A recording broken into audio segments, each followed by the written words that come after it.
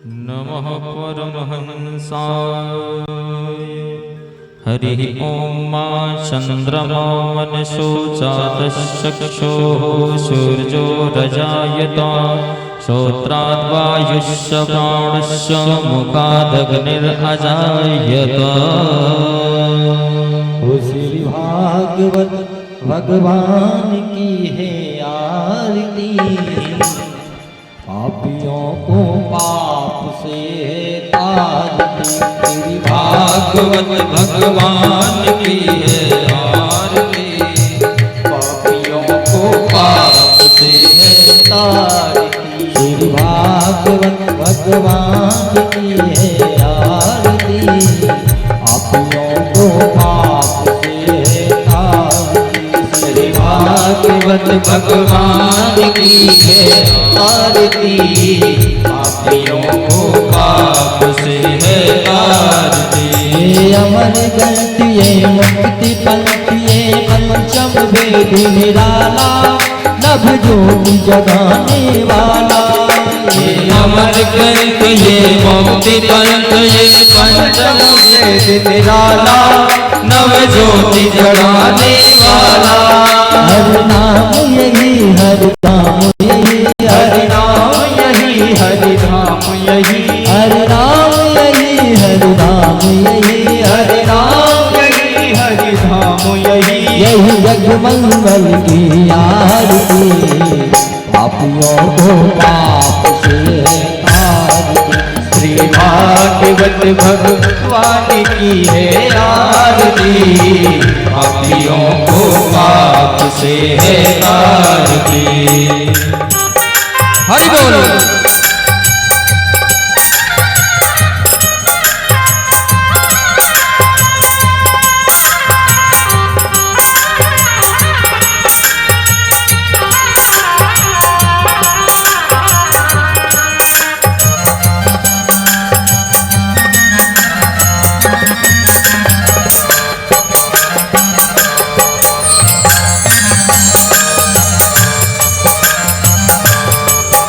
श्री राधे।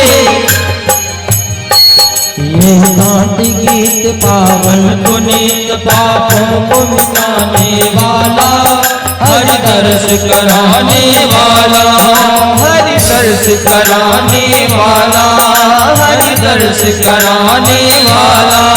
ये नाट्य गीत पावन पुनीत पापों को मिटाने वाला, हरि दर्श कराने वाला। शांति गीत पावन पुनीत पापों को मिटाने वाला, हरि दर्श कराने वाला। सुख करनी है दुख हरनी है, सुख करनी है दुख हरनी है, सुख करनी है दुख हरनी है, सुख करनी है दुख हरनी। श्री मधुसूदन की आरती, पापियों को पाप से श्री भागवत भगवान की है आरती, पापियों को पाप से है तारती। हरि बोल।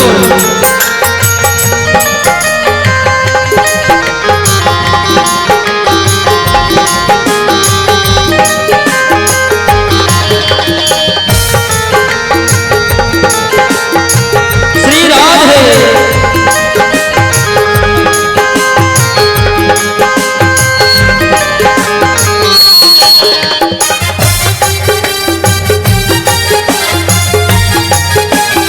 जय हो।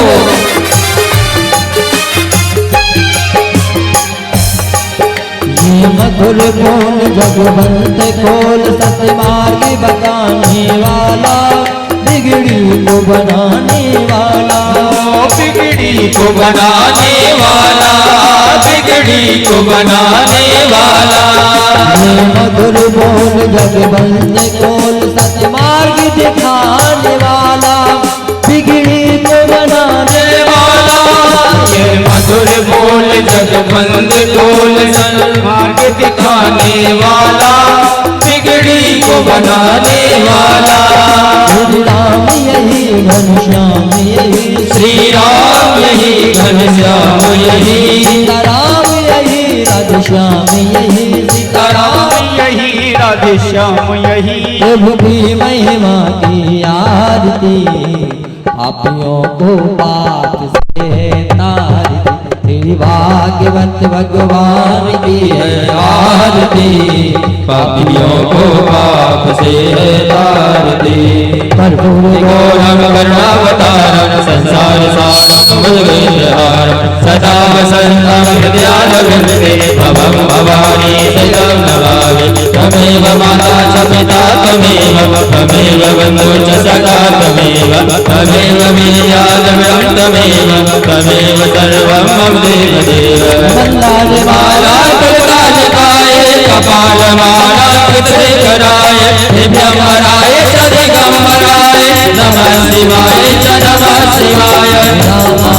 हरे राम राम राम हरे हरे हरे कृष्णा कृष्ण कृष्णा हरे हरे हरे राम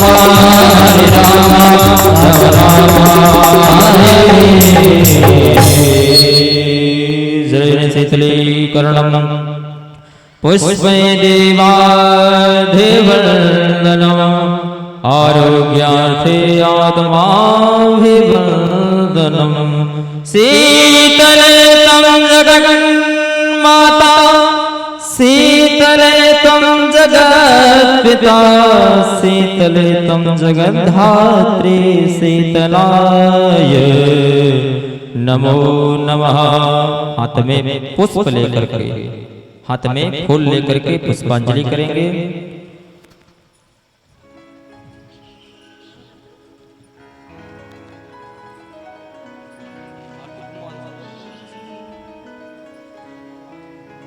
ओम अथ मंत्र पुष्पांजलि। हरि ओम मा जज्नेन जज्मय जन्तरेवा स्थानि धर्माणि प्रथमान्यासन्ना तेहनाकं महिमानः सचन्द्र जत्र पूर्वे साध्याः सन्ति देवा। एकदन्ताय विद्महे वक्रतुण्डाय धीमहि तन्नो दन्ते प्रचोदयात्। तत्पुरुषाय विद्महे महादेवाय धीमहि तन्नो रुद्रः प्रचोदयात्। सेवन्तिकावकुलचम्पकपाटलचे पूर्णागजातिकरवीररसाल पुष्पै विल्लप्रवाल तुलसी दलमञ्जरीभिः स्वां पूजयामि जगदीश्वर मे प्रसीद। नानासुगन्धपुष्पाणि यथा कालोद्भवानि च पुष्पाञ्जलिर्मया दत्तो गृहाणां परमेश्वर। मंत्र पुष्पांजलिं समर्पयामि।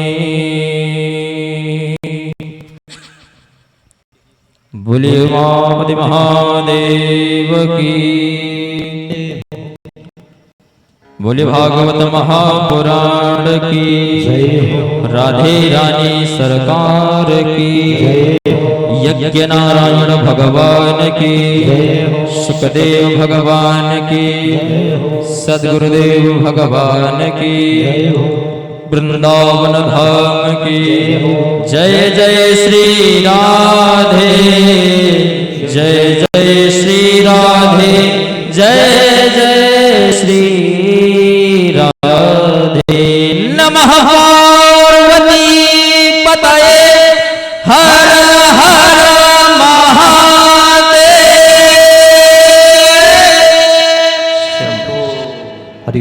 और सभी लोग अपने अपने स्थान पर बैठ जाएंगे और जजमान परिवार भी अगर कथा श्रवण करना है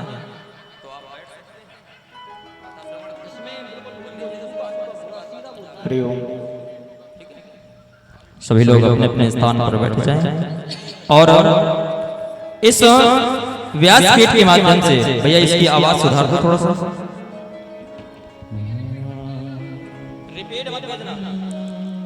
रिपीट छोड़ करके बढ़ा दो। ठीक ठीक। इस व्यासपीठ के माध्यम से हरिओम हरिओम समस्त भक्त श्रद्धालुओं को सूचित किया जाता है कथा का समय हो चुका है। श्री धाम वृंदावन से चलकर पधारी हैं हमारी परम पूजनीय कथावाचिका देवी रोशनी शास्त्री जी व्यास मंचासीन होने जा रही हैं। देवी रोशनी शास्त्री जी व्यास मंचासीन हो चुकी हैं, तो सभी लोग अपने अपने गृह कार्यों को विराम देकर पूज्य किशोरी जी के श्री मुखारविंद से इस प्रथम दिवस की कथा का रस पान कर अपने अपने जीवन को धन्य बनाए, अपने अपने जीवन को कृतार्थ करें। सभी लोग अपने अपने स्थान पर बैठ जाएं और आइए चलते हैं श्री धाम वृंदावन से चलकर नैमिषारण्य तीर्थ की ओर, जहां सनकादिक 88,000 ऋषि मुनि सूत जी से प्रश्न करते हैं। आइए पूज्य किशोरी जी के श्री चरण कमलों की ओर चलते हैं। बोले वृंदावन बिहारी लाल की।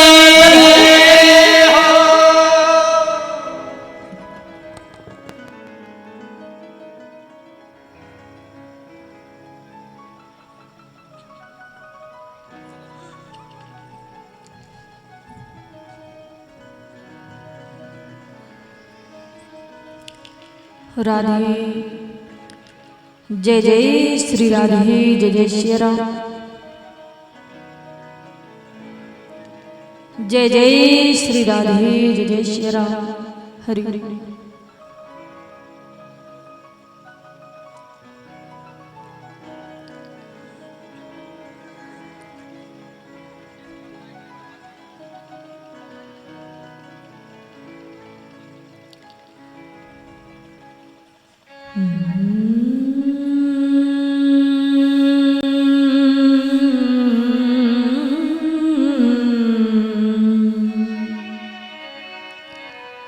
श्री गणाधिगणपति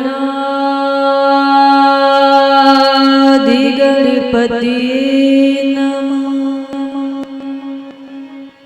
श्री गुरुचरण कमलेभ्यो नमः।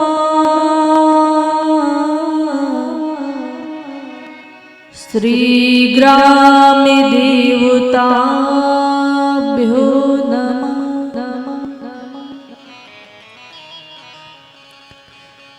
गजाननं भूतिगणाधिसेवितं कपित्थजम्बूफलचारुभक्षणम्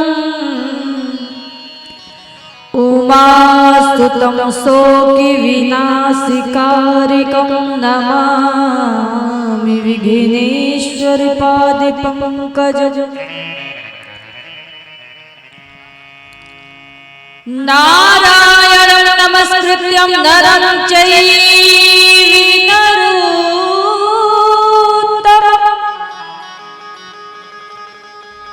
देवीं सरस्वतीं व्यासं ततो जयमुदीरयेत्।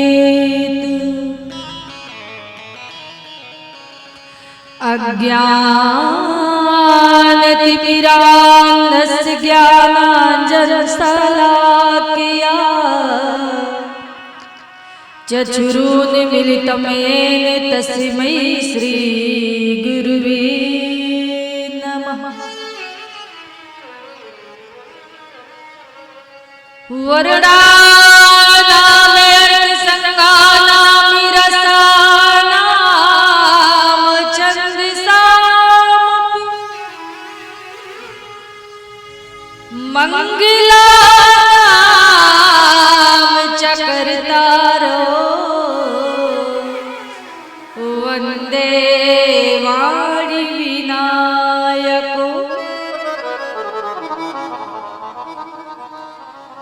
भवानी संगिरो वन्दे श्रद्धा विश्वासरूपिणो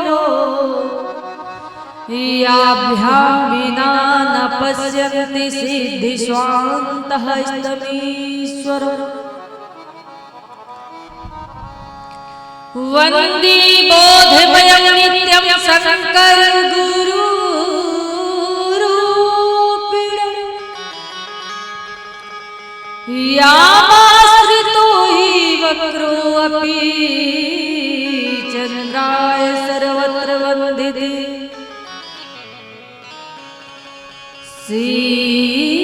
सीताराम गुरुग्राम पुण्यारिणं बिहारिणो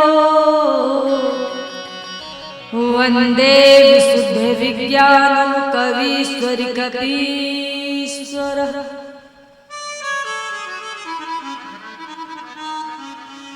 अतुलित वलधाम महेश सेना भजे हम दरुज्वल कृषानं ज्ञानिनामग्रगण्यम्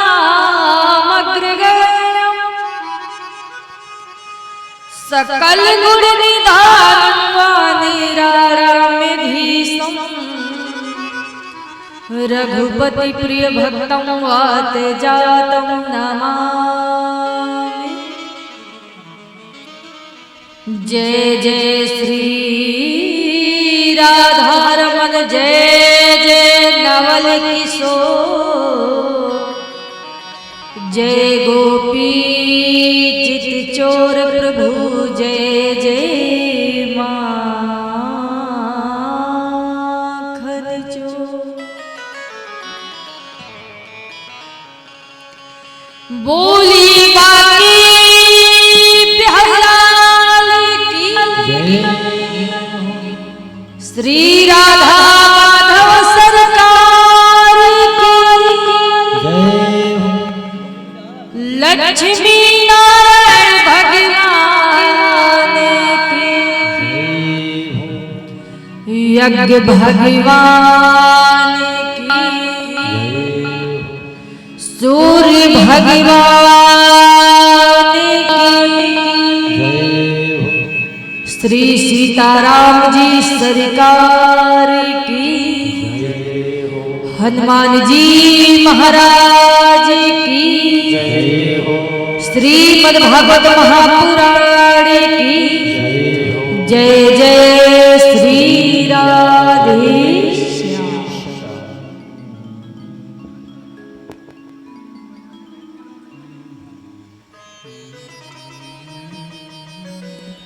परम मंगलमय परात्पर अखिलेश्वर करुणावनाले भक्तवांछा कल्पतरु नंद नंदन यशोदा नंदन आनंद कंदनी वृषभानुनंदिनी भगवान की वामांगमयी प्रतिमूर्ति श्रीमद् भागवत महापुराण को बारंबार प्रणाम करते हुए कथा के रसिक श्रोता बंधु अनंत बलवंत श्री हनुमंत लाल जी महाराज के चरणों में प्रणाम करते हुए आप सभी के बिहार की पावन भूमि ग्राम गुजराही में बड़ा ही सुंदर दिव्य रसमयी यज्ञ सूर्य भगवान की प्राण प्रतिष्ठा साथ ही आप सभी भक्त ज्ञान रूपी गंगा में डुबकी लगा रहे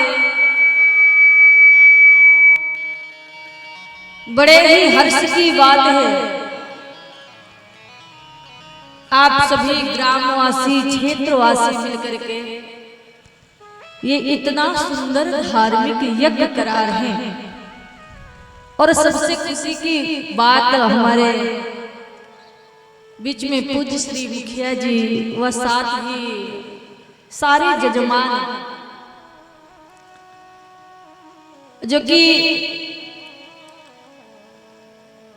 ये जो सूर्य भगवान का मंदिर है बड़ा ही सुंदर दिव्य बनाया गया और भी इसके पहले भी हमारे मुखिया जी व अन्य सारे भक्तों ने मिलकर के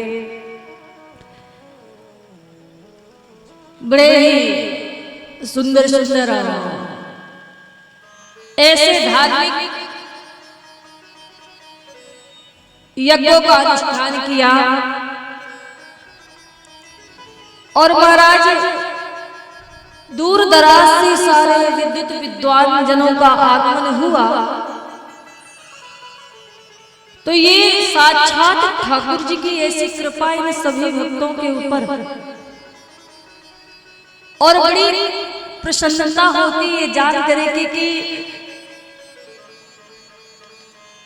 सारे भक्त इतने ही हर्ष और उल्लास के साथ उत्साह के साथ इस सुंदर से यज्ञ में बढ़ चढ़कर भागीदार बन रहे हैं। आज बड़ी ही विशाल कलश यात्रा निकाली गई, सारे भक्तों ने बड़े ही उत्साह के साथ इस कलश यात्रा में भी भागीदार हुए। तो इन सभी भक्तों के ऊपर इस व्यासपीठ की ओर से ठाकुर जी की कृपा की ओर से बहुत बहुत आशीर्वाद है।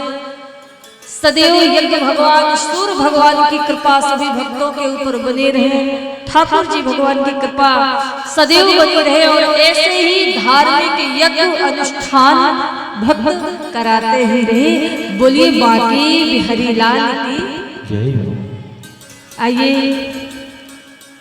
हम सभी भक्त या YouTube के माध्यम से लाइव के माध्यम से श्रवण कर रहे सारे भक्तों को जय जय श्री राम। आइए हम सभी भक्त मिलकर के श्री राधा माधव सरकार को मनाते हैं, रिझाते हैं। बोलिए बाकी बिहारी लाल की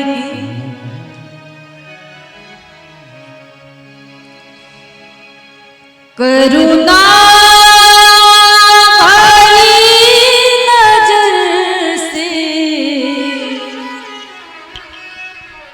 निहारो लाडली।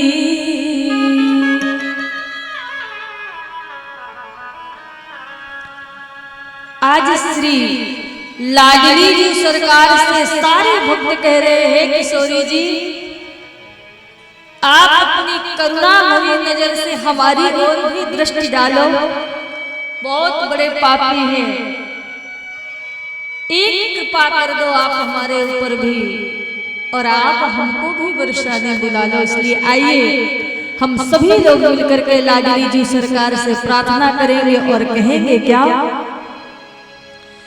हो करुणा भरी नजर से निहारो लाडली,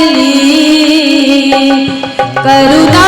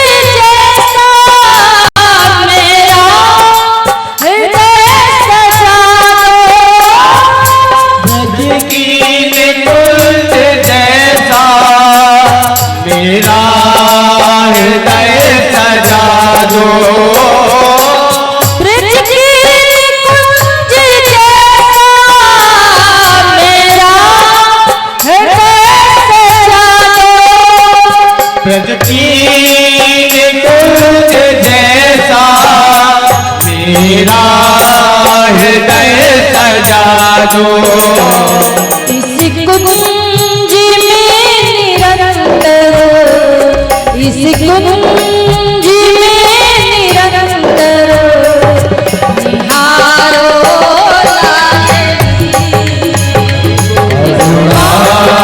भरी नजर से निहारो लाडली, करुणा भरी नजर से निहारो लाडली, करुणा भरी नजर से निहारो लाडली।